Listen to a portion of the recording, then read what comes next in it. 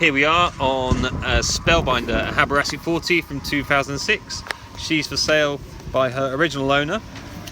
There's a lot to like about Spellbinder. She's been sailing across the Atlantic a couple of times to the Med, around Europe. The owner is ex-Royal Navy and regularly contributes to sailing publications including Imre cruising guides. He's selling her after about 10 years of sailing, moving on to land-based pursuits. Now, Spellbinder is definitely specified for blue water cruising. We'll get to that as we go through the video.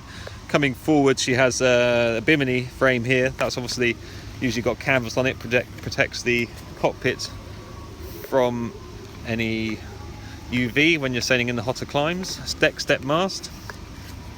She has a fully battened mainsail from Elfstrom. It's in the GS 380 sailcloth, which is a lighter weight, durable sail, which is cross-cut. There is also the same sailcloth used for the furling jib, but not. She also comes with a working jib. So lots of sailing options on Spellbinder. If you are at the mast working on the lines, there's granny bars to keep you safe. No teak on the coach roof, which significantly reduces the upkeep of the decks. The teak would have been 12mm thick when it was laid in 2006. It's not the screwless type, it's screwed down. Appears to be in really good condition. Plenty of thickness left. The same goes for all the hatches. Very little UV damage, no crazing. Coming forward, we can see the narrow entry points on the 40. This allows it to sail much quicker up, particularly upwind, and more comfortable upwind sailing. The powerful triple spreader rig, the 40 is quite an exciting boat to sail. There's the electric windlass. There's an anchor locker there. Stainless steel mooring cleats forward, amidships and aft. The upgrade here is the stainless steel rubbing strakes here. They're usually in bronze. And there's also a double barrel roller that has a bowsprit for use with a furling cruising chute. Looking back from here, we can see the wide decks for moving around the boat. There's handholds all the way along the coach roof and the windscreen. Moving around this boat, she's got displacement of 10.5 tons. She sails very predictably, very smoothly. Nice bulbous shape to the bottom. You shouldn't ever feel worried about coming forward on a Hallberg-Rassy. Here we have an extra shroud, lower shroud, and the running backstays, which are for use with the inner forestay, which can also be removed when not in use. The windscreen here you'll see on most Hallberg-Rassys, this protects the cockpits, makes it a warm, dry place, a much safer place to be. You can also see through it, keep a good watch. Spellbinder also has the gates on the guard wires, port and starboard. Here's your jib sheet winch on a small step, which allows you to step into the cockpit nice and easy. The steering position back here, so you've got the main sheet arrangement right behind you. As we've already seen, the jib sheets are there as well. The autopilot controls are just in front of the wheel. Everything you can sail almost single-handed once you're set up on this boat. Two 40-watt solar panels.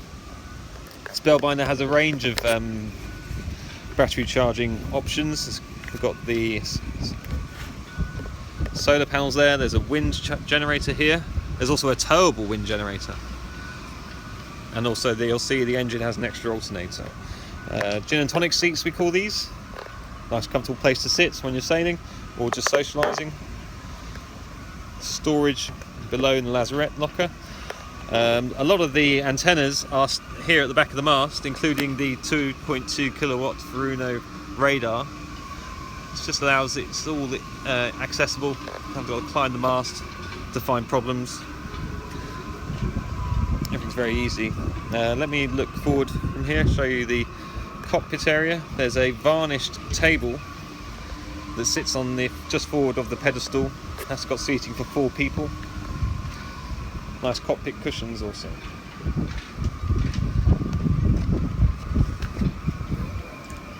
This is the saloon area in Spellbinder.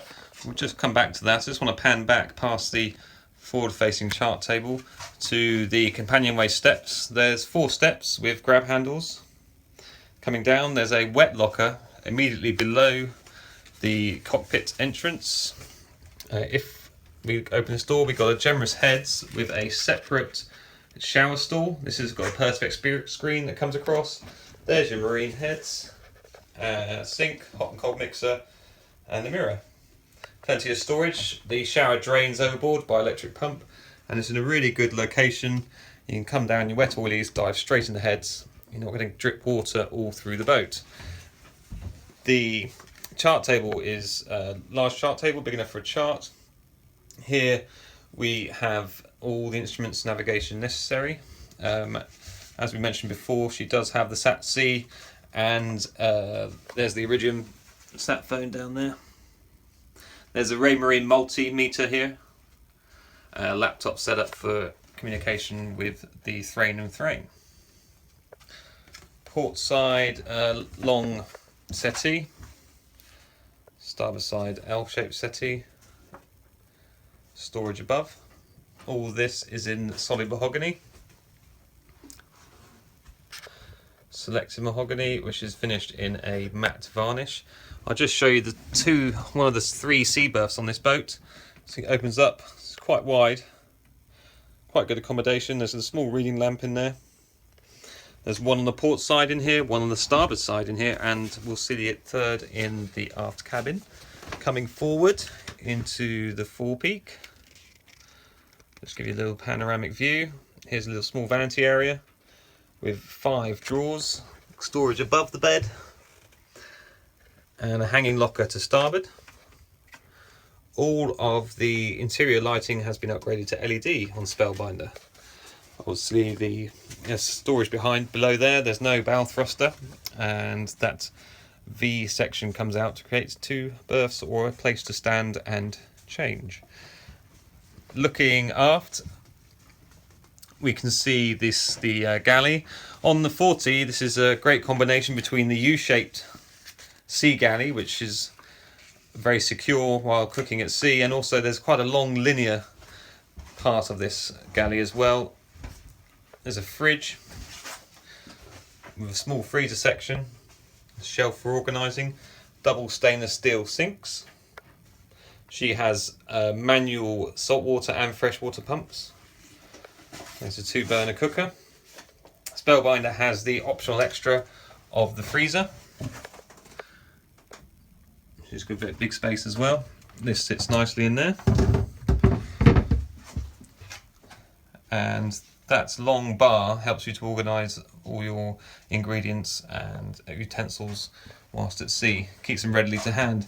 Hiding behind the door here is another hanging locker. Past the engine access, we'll look at that later, into the aft cabin, which is generally the owner's cabin. Hanging locker and vanity to starboard, outboard of me. This is the 3rd sea berth here. It's a single. There's a small seat and then a large double bed. Storage above. Opening port lights, port and starboard, and also there is a large skylight in the roof.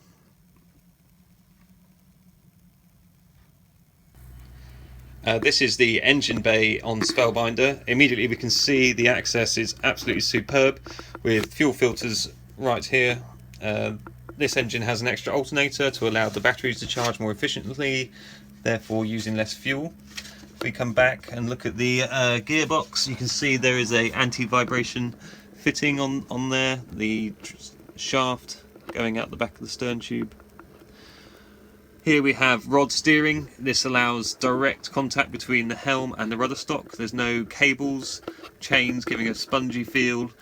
You get very good feedback in this arrangement. A master volt battery charger, spare fixed propeller. There's a galvanic isolator over there.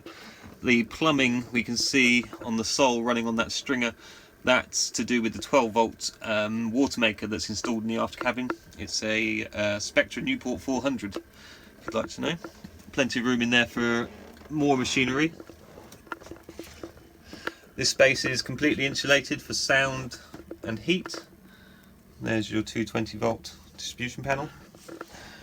Like Hallberg-Rassy do on most of these centre cockpit boats, all the mechanical systems are in this space, which keeps them insulated from the rest of the boat. It also means that there's no segmentation of the systems. If you have a workman on board to look at a certain system, you know they're going to be working in this space. They're not going to be pulling the boat apart all around you.